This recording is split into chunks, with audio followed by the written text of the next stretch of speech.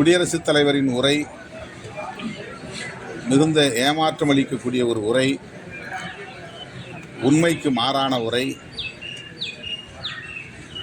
இந்திய மக்கள் பாஜகவுக்கு அறுதி பெரும்பான்மை, தனிப்பெரும்பான்மை தந்திருக்கிறார்கள், நிலையான அரசை தந்திருக்கிறார்கள் என்றெல்லாம் ஒரு தவறான கருத்தை குடியரசுத் தலைவரே அவையில் பதிவு செய்தது அதிர்ச்சி அளிக்கிறது.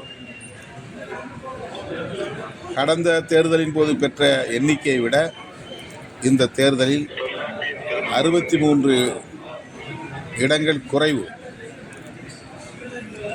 பாஜகவுக்கு. தனி பெரும்பான்மை தனிப்பட்ட முறையிலே பாஜகவுக்கு கிடைக்கவில்லை.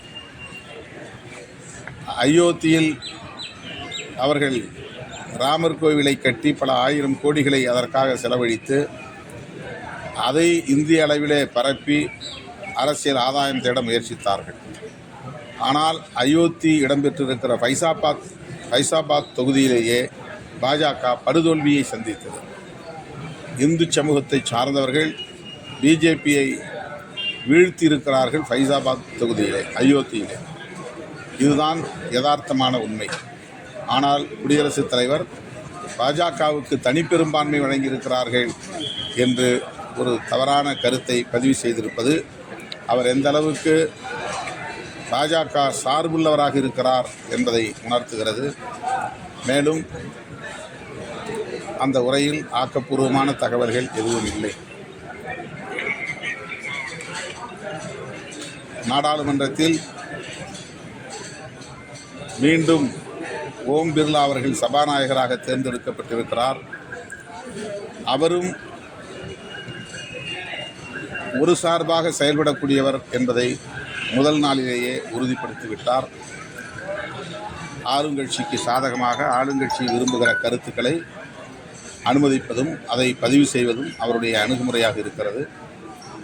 இவையெல்லாம் இந்த 18வது மக்களவைத் தேர்தல் முடிவுக்கு பிறகு நடந்திருக்கிற கசப்பான அனுபவங்கள். சிறந்த எதிர்க்கட்சிகளாக இந்தியா கூட்டணி கட்சிகள் செயல்படுவோம் என்கிற நம்பிக்கை இருக்கிறது. இந்த மாணவர்கள் மத்தியில் அவர் ஆற்றிய உரை மாணவர்களை ஊக்கப்படுத்துவதற்காக என்று நான் கருதுகிறேன். மாணவர்களும் நன்கு படித்து அரசியலுக்கு வர வேண்டும் என்று அவர் விரும்புவதை வெளிப்படுத்துவதாக நான் கருதுகிறேன். அவருடைய கருத்தில் எதுவும் பிழை இருப்பதாக எனக்கு தெரியவில்லை, அல்லது உள்நோக்கம் இருப்பதாகவும் நான் கருதவில்லை.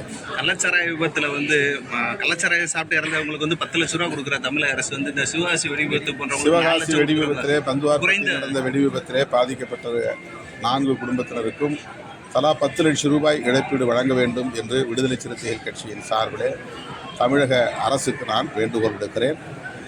தமிழக முதல்வர் அவர்கள் அதை பரிசீலிக்க வேண்டும்.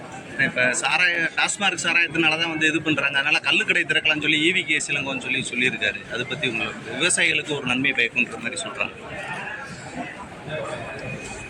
காந்தியடிகள் கல்லு உட்பட எந்த மதுவும் கூடாது என்று தான் வலியுறுத்தினார்.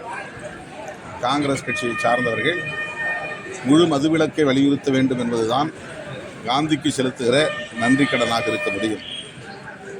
கள்ளுக்கடையை திறப்பது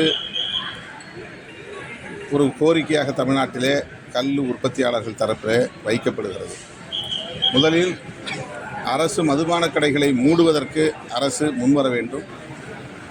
அதுதான் முக்கியமான கோரிக்கை, முதன்மையான கோரிக்கை. அதற்கு மாற்று என்ன என்பதை பற்றி இப்போது விவாதிக்க நேரமில்லை என்று நான் கருதுகிறேன். தென் மாவட்டங்களில் தொடர்ந்து ஆணவ படுகொலை நடைபெறுது. இது மிகுந்த கவலை அளிக்கிறது. கடுமையான பாதிப்புகளை மக்கள் சந்தித்து வருகிறார்கள். கடந்த சில ஆண்டுகளில் நூற்றுக்கணக்கானவர்கள் இப்படி திட்டமிட்டு படுகொலை செய்யப்பட்டு வருவது அதிர்ச்சி அளிக்கிறது. ஆகவேதான் இந்த நடவடிக்கைகளை கண்காணிப்பதற்கென்று தனி உளவு பிரிவை அமைக்க வேண்டும் என்று நான் தொடர்ந்து வலியுறுத்தி வருகிறேன்.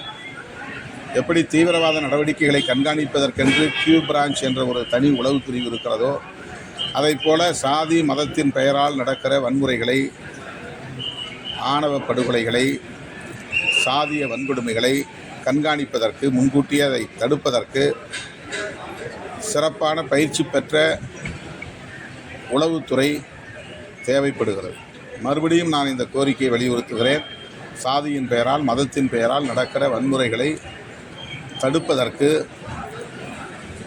அரசின் கவனத்தை அதை முன்கூட்டியே கொண்டு வந்து சேர்ப்பதற்கு ஏதுவாக தனி உளவு பிரிவு ஒன்றை உருவாக்க வேண்டும் என்று வலியுறுத்துகிறேன். நீட் தொடர்பாக பேச வேண்டும், குடியரசுத் தலைவர் விவாதத்தை ஒத்திவைக்க வேண்டும், பிரதமர் இதில் கலந்து கருத்து சொல்ல வேண்டும் என்று ராகுல் காந்தி அவர்கள், எதிர்க்கட்சித் தலைவர் ராகுல் காந்தி அவர்கள் ஒரு கோரிக்கை வைத்தார். அவ்வாறு எடுத்துக்கொள்ள முடியாது என்று பதிலளித்த சபாநாயகர் அவர்கள் தொடர்ந்து ராகுல் காந்தி அவர்கள் பேசிக்கொண்டிருந்த நிலையில் மைக்கை ஆஃப் செய்தார்கள். அந்த நேரத்திலே எதிர்க்கட்சி தரப்பில் கடுமையான எதிர்ப்பை பதிவு செய்தோம். இது வழக்கமான ஒன்றுதான், வாடிக்கையான ஒன்றுதான். செய்திகளை உடனுக்குடனும் துல்லியமாகவும் தெரிந்து கொள்ள சப்ஸ்கிரைப் பண்ணுங்க.